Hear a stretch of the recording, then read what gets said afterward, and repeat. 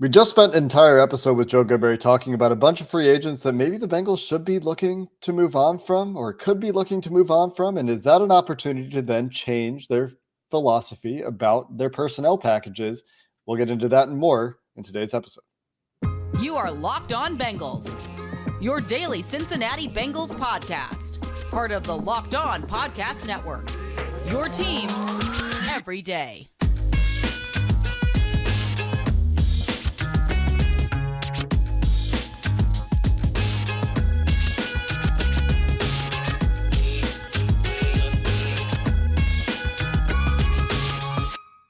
What up, Bengals fans, and welcome to another episode of the Locked On Bengals podcast. I'm your host, Jake Lisco. He's your host, James Rapine. Today, we are once again joined by Joe Goodberry as we continue our early offseason topic series. Today, talking about an opportunity perhaps to change the way the Bengals run things, especially on the offensive side of the ball, but there are opportunities on defense as well. We'll also look at positional spending and the outlook there, what clues that gives us about the Bengals' upcoming offseason. Today's episode sponsored by Jase Medical. You can empower yourself when you purchase a Jase case, providing you a personal supply of 5 antibiotics. Get yours today at jasemedical.com and use promo code Locked On to get $20 off your order. Again, that's jasemedical.com. And Joe, for the second time this week, I'm going to refer to a tweet that I made during the wildcard games, quote tweeting Max Toscano. Max said, referring to the Browns-Texans game at the time, both teams are getting into a ton of 13 personnel for the purpose of not running the ball,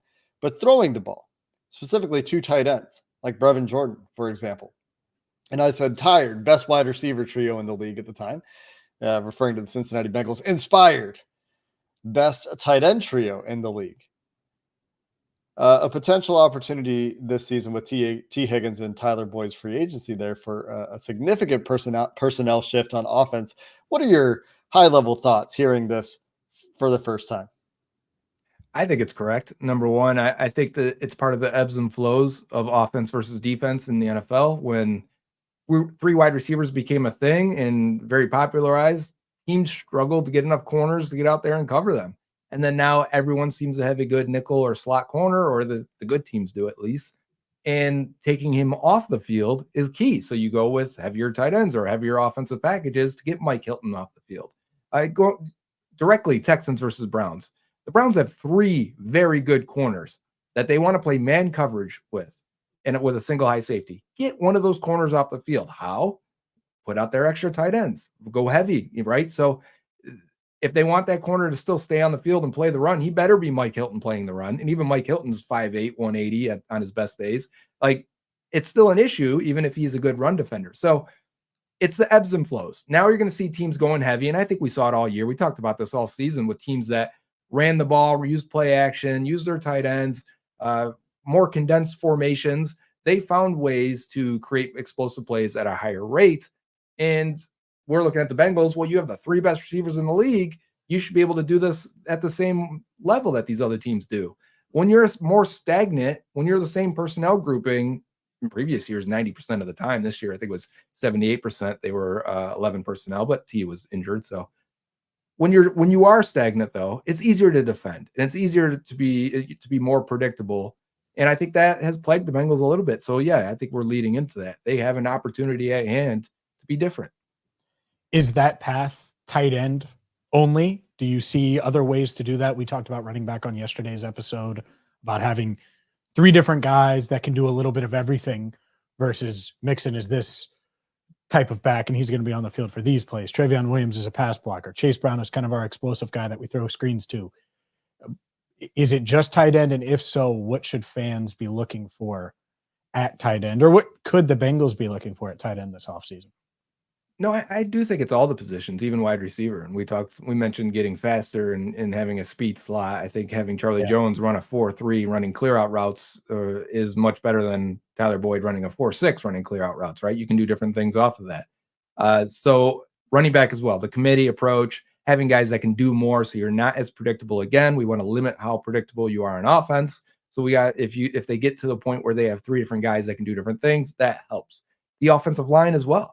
Can you be a more physical run team up front at the point of attack? Can you also be more athletic and do more things and get out on these screens, get out to the wide zone, get to these reach blocks that you need to hit to seal off the edge. So yeah, it's all of these things that they've struggled with are areas where they have almost neglected in the draft, to find the athletic offensive lineman, to find the correct running back to pair with Joe Mixon and maybe now supplant Joe Mixon, to find a high level tight end, talent tight end, and to get more speed on offense. All of these things are still needs, but now more of a need, maybe a necessity. There's an opportunity as well with the changes that are inevitable. You have starting positions up on offense. We're going to talk about defense too. I don't think this is strictly on the offensive side of the ball, but I wonder how much of that personnel approach is a product of the guys that the Bengals prioritized drafting. Zach Taylor inherited a team with Tyler Boyd and nothing a wide receiver. They draft Joe Burrow and T. Higgins. That could be the core, but then Joe Burrow gets hurt and you're picking at the top of the draft again. You have the opportunity to get a very special talent in Jamar Chase. And so you're like, okay, Jamar Chase connection with Joe Burrow, really high level player. Well, I guess we're going to do that too. And now you've got 3 wide receivers, and then you build your team around that while you have those guys. But I wonder how much of it is we have those guys, so that's how we're going to go, versus that's what they want to do. I really do, because we know, I think, the last couple of years they wanted a tight end in the draft. They didn't want a tight end in the draft enough to spend an extra asset to move up and get one, or to reach according to what they felt their draft board was on a tight end. They didn't force it, but I wonder how much of it is a product of the kind of natural way the team came together versus a preference from this coaching staff. Yeah, because you have to do both, right? If you somehow found a 4th receiver that you drafted in the 6th round, let's say Yoshi was Puka Nacua as a rookie, right? Well, now I've got to try and have more 4 wide receiver sets because he's that good that let's get this guy on the field. So that is coaching. You use your best players to their strengths and make your team as good as possible. They've done that. They've done exactly that on offense, given what they've had, given the dearth of talent. I mean, they made CJ Uzomah into a highly paid tight end. Hayden Hurst got the same thing a year later. They have found a way to say, hey, this is our personnel grouping. This is how we'll be best suited on offense. Let's do it. Let's play to that strength. And this goes to the conversation of tight end, because I think people say, well, they wouldn't use a tight end or they don't use a tight end. They threw 115 balls to the worst tight end group in the league heading into last year. And they may still be. I mean, there's no one on the roster right now, so technically they are the worst tight end group in the league. But if that was a Sam Laporta or whoever, if they would have drafted, if it is Brock Bowers at 18, you don't think they'll use him? You don't think quickly he would be the number 3 option? You don't think in a year when they lose T, he would be the number 2 option and the whole offense would look completely different and it'd be combo routes between Brock Bowers and Jamar Chase? It would. Or else you're an inept coaching staff. And I don't think they are. I think they use their players to the correct way they should be used. Let's discuss that more on the coaches, potential changes, what could happen, how willing they are to change as we roll on, coming up next. The next segment of Locked On Bengals is brought to you by our sponsor, BetterHelp. Sometimes we all need the opportunity to get something off our chest, whether it's big or small, doesn't matter. Certain things can really start to get to you, and it's important to let that out and have an unbiased, objective perspective on your life. So today, I'm going to tell you about how I really feel about something. Might even be thinking about the same thing this week, as the Bengals are forced to watch the playoffs from home, and we're forced to watch these other AFC North teams compete. Not a whole lot of fun. Maybe what's going on with you is a little bit more personal. Well, therapy is there for you, and it's different for everyone. Most of us have bigger problems than the Cincinnati Bengals not being in the playoffs, and it's important to be able to get things off your chest every once in a while. If you're thinking of starting therapy, give BetterHelp a try. It's entirely online. It's flexible, suited to your schedule. Visit BetterHelp.com/lockdown to get 10% off your first month. That's BetterHelp, HELP.com/lockdown. Today's show is brought to you by Prize Picks. Prize Picks is daily fantasy the way it should be, because you don't have to go against all these pros and sharks and thousands of other players. With Prize Picks, it's you versus the Prize Picks projections. All you do is pick more than or less than on 2 to 6 stat projections and watch the winnings roll in. You can win up to 25 times your money with Prize Picks. So maybe you think that Jordan Love is going to continue to keep things sizzling in Green Bay going up against the San Francisco 49ers in the divisional round, well, you can say he's going to throw for more than his prize picks projection for passing yards or more than his prize picks projection for passing touchdowns. You can do that. You could go with Brock Purdy, Christian McCaffrey. You tie them all together. You can even tie sports together, NFL and NBA with Prize Picks. So don't delay. Go to Prize Picks today at prizepicks.com/LockedOnNFL to get a first deposit match up to $100. Again, go to prizepicks.com/LockedOnNFL and use code LockedOnNFL for a first deposit match up to $100. Again, prizepicks.com/LockedOnNFL with code LockedOnNFL for a first deposit match up to $100. All right, Joe, let's stick with the coaching element here because I think it's a big one. And I think that there are people that just assume that this is how it's going to be. And Joe Burrow is going to run empty and Zach Taylor is going to want 3 receivers on the field all the time and not value tight end because they haven't drafted one since Drew Sample. And that's it. It doesn't feel like you feel that way. Why? Well, number one, they did draft Drew Sample in round 2, right? Nobody told them to do that. They did that on their own. That was their own valuation of tight end. That's why they've never drafted a tight end early again. See? Right. That's probably what it is. And by the way, Drew Sample's a good player. Just throwing that out there. Not a second round player, but he's a good player. He's fine. That's a part of a larger and different discussion of once you get past that second round pick, that first 4-year contract. All right, what is he and what does he do well? Let's stop trying to make him do other things and let him be who Drew Sample always was. And he was this year. And it was his best year. So again, that's the team using players to their strengths, right?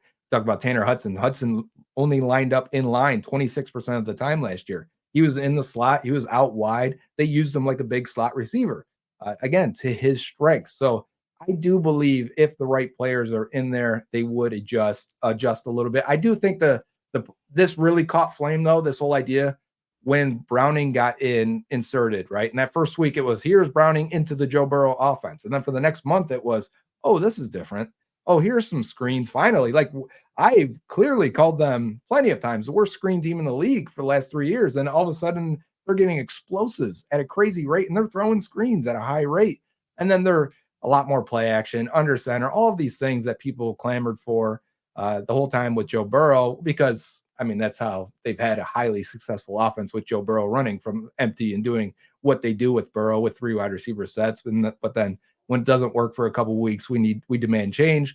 But there is some middle ground there. They do need to merge both of these, get Burrow a little more easier throws and targets and explosive plays where he doesn't have to carry the team and you can just dump it off to Chase Brown and he rips it for 50 yards. That would be great and benefit everyone. And I think they did see a little bit of light at the end of the tunnel. I think Joe Burrow even said it in his postseason press conference saying, like, we did find a way to get some explosives. And he mentioned that and how beneficial it was to the offense. I think he sees it as well.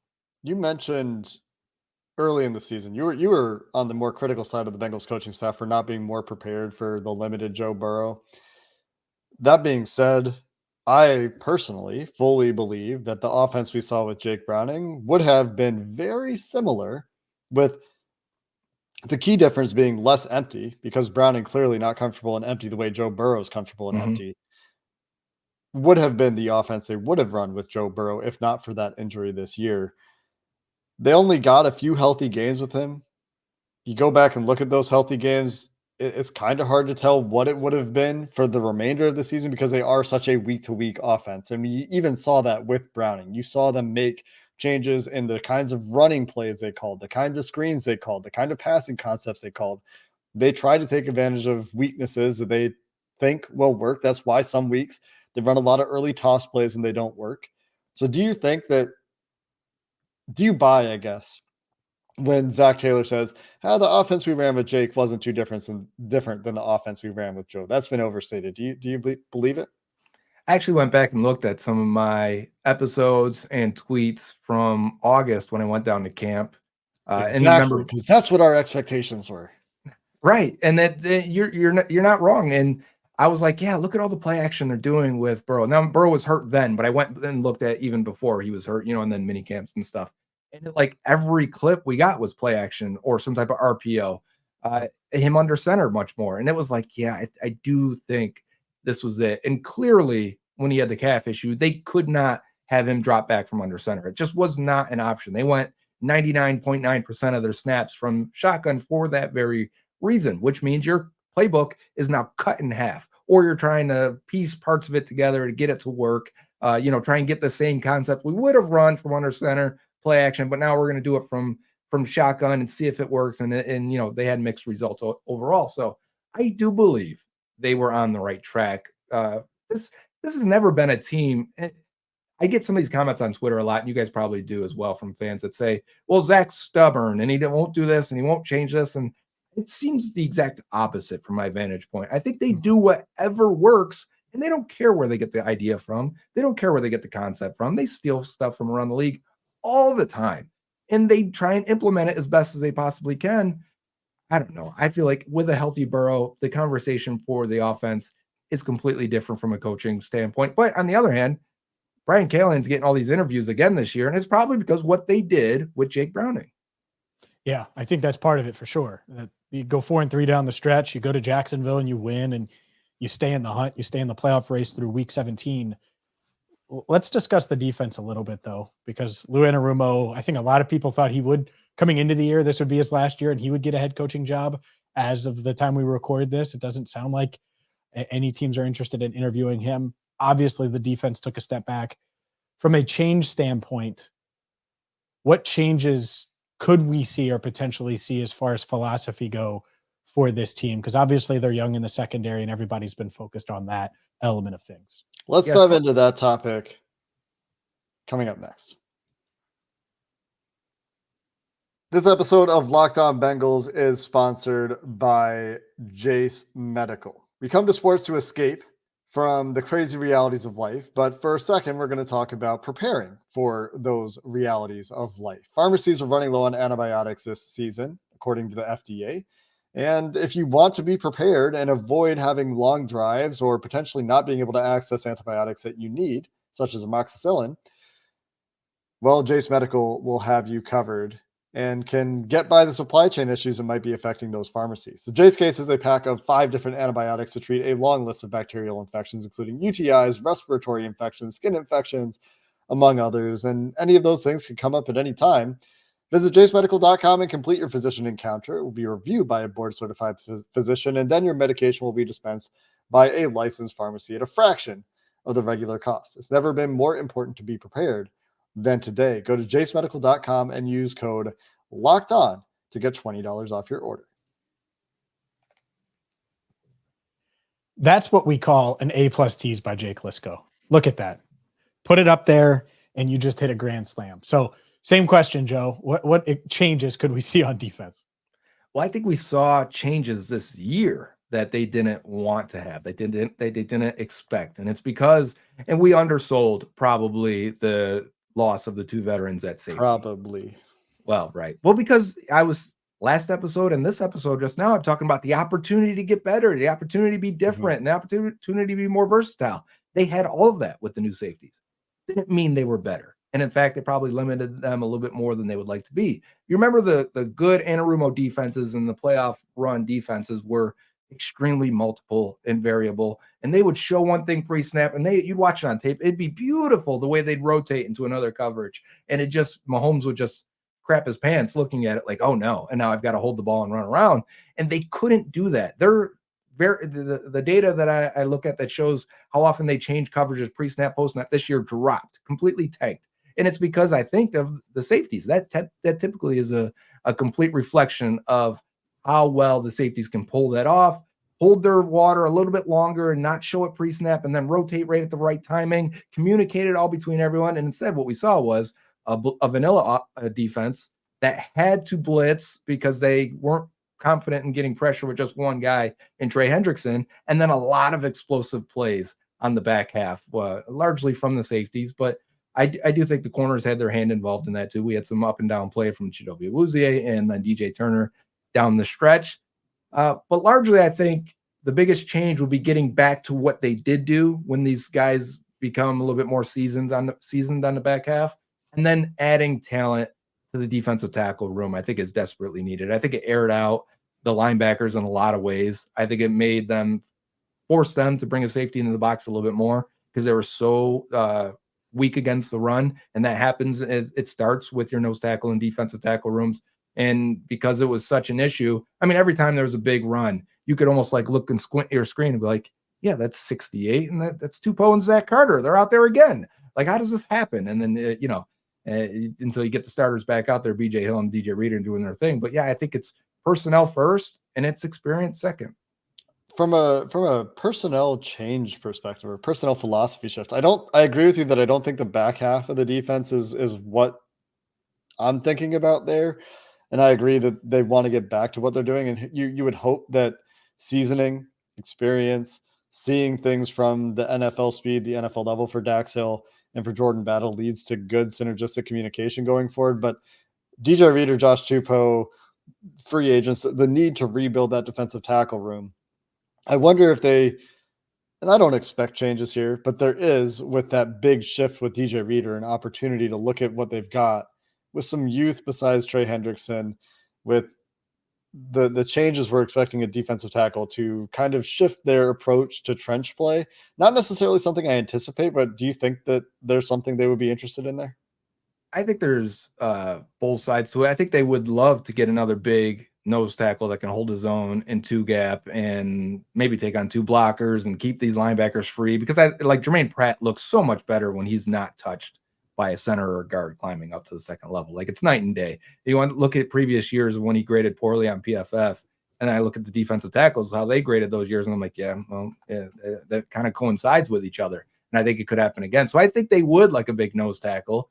But the big change would be getting back to an Ogunjobi penetrating style defensive tackle that they can mix in there.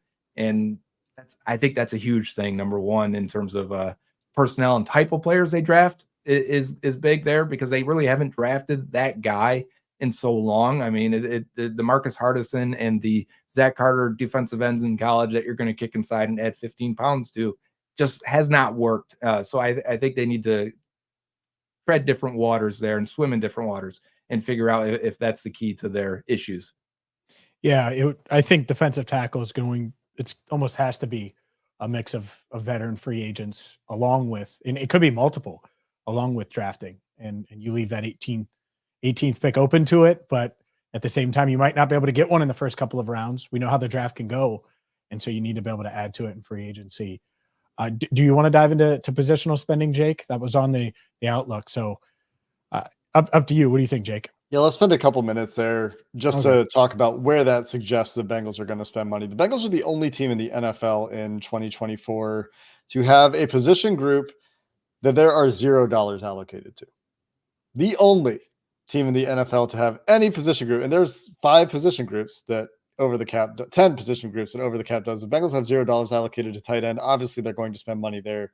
But Joe, when you look at the positional spending trends, which is something I know you like to do, what jumps out at you is an opportunity to either change the way they're spending money, to spend more money? Well, what are the big takeaways from the early offseason view of positional spending? Yeah, and that's how we got to the point last year where it was, hey, they'll probably draft a defensive end highly because they have a lot of money tied up there, but they need to get better. And when you have those two as a combination, well, the only way to really get better and without adding a lot of money there is to spend a draft pick. So if you look at that this year and heading into 2024, so some of these numbers will change. They are 26th in total offensive spending for 2024. They're 17th in total defensive spending. Makes you feel like they could spend on the offensive side a little bit. But the tight end room, like you said, 32nd, they could spend a lot there, and they probably should and have to just to get it above water. But the wide receiver position before tagging T is 25th. If they tag them, it should put them around 11th. So they're still not crazy high in spending, and this is before other teams start spending there. They could probably get another veteran at that spot. Maybe we talked about this, is who's the 4th receiver? Is it Trenton Irwin? Is it Yoshi? Who's it going to be next season? They could go get a Josh Reynolds or something like that and dangle T out there and see what happens if you can get a trade before free agency. Because let's think about it. Before the draft, if you go out and don't spend on a wide receiver and then you find a trade partner for T, well, now you're almost forced to have to spend a premium pick out receiver, even though I would expect it. You wouldn't want to be forced to do that. It's one of the things we try to avoid doing. But looking at the defensive end room, 6th highest paid defensive end room going into 2024, They just are banking on the development of Miles Murphy. And maybe this year we can get Joseph Osai off the milk carton and he can help out and do something. That would be awesome. And critically, a bounce back from Sam Hubbard, because Yes. he's a big chunk of that edge spending, and he was dealing with injury this year, and that showed up a little bit. He's another example you use where cash versus cap, the cap number is higher than the cash. So for like the Bengals, I don't think they'll even consider cutting him. I know some people have thought about it, but I've thought about it. Yeah, right. It's Cincinnati's owns Sam Hubbard, and they use him for a lot of other promotional and fun things in the area. I don't think they'd consider it when the cash they're paying him is just 8 and some change rather than the 10.5 cap hits. But at corner, they're 21st. At safety, they're 22nd. I think they could add a veteran. If we're talking a guy that's a Nick Scott type signing, $3 to $5 million at each position, I could see that in a lot of ways. They can't really spend picks there because they spent so many picks at both positions. They could use a little bit more veteran talent and money at those spots. Yeah, I think that's the dilemma of, do you add a safety or do you try to get another DT, right? Or put that money towards, because I'm all about, I think about defensive tackle similar to tight end, where it's like, man, there's nothing. And I know you have at least BJ Hill, but you also play multiple all the time. Yeah. And so I think it's interesting, and they have a cap space, and they do have certainly the assets and resources to go after it. I think this is going to be an eventful offseason. We can all agree there, I think. No doubt. And part of what will guide the offseason conversation is reevaluating, self-scouting, what the Bengals have, how these young guys played. Are there cornerstones besides Joe Burrow and Jamar Chase on this roster for the next 5 years? We'll get into those topics with Joe as we update our evaluations in tomorrow's episode. Until then, thanks for listening to this episode of the Locked On Bengals podcast. Hoo day, and have a good one.